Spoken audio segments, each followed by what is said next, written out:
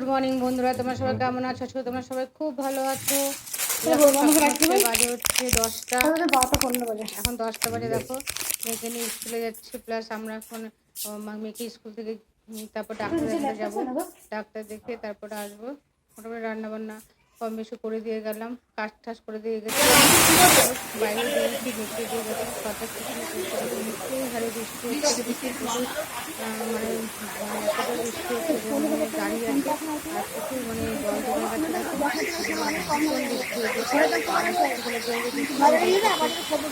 অনেকক্ষণ দেরি হয়ে গেল। আমরা যখন বাড়িতে মানে চলে যাচ্ছি তখনই ধীরে ধীরে বৃষ্টিটা হচ্ছে। তারপরে বুঝতে পারি দুটো মানে স্টেশনের কাছে আসতে আসতে প্রচুর পরিমাণে বৃষ্টি হলো। হাতে দাঁড়িয়ে ছিল, কত জল জমে গেল। 1 ঘন্টার বৃষ্টি হয়েছে, দেখো এত জল জমে গেছে। তারপরে এখান থেকে গেলাম ডাক্তার দেখাতে।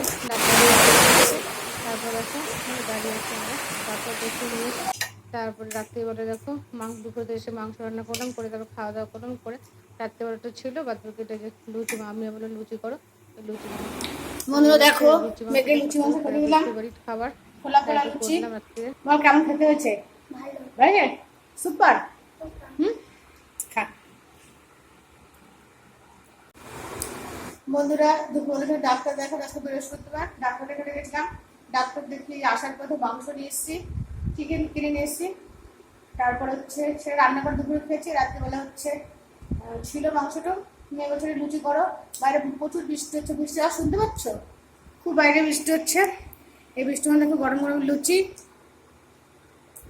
আর মাংস খাচ্ছে। আমার মেয়ে খাচ্ছে, আমিও খাবো। আমার মেয়ে খেয়ে নিক, কারণ ওর তো কাউকে স্কুলে যখন খাই আমি ঘুম পাড়িয়ে দেবো, তারপর আমি খাবো।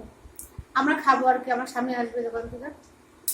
তাহলে বন্ধুরা পাশে থেকে দেখে দেবে কাকুলে ফুড ব্লগ করি ভালো লাগে। আর কার কার লুচি মাংস খেতে ভালো লাগে কমেন্টে জানিও প্লিজ, ঠিক আছে?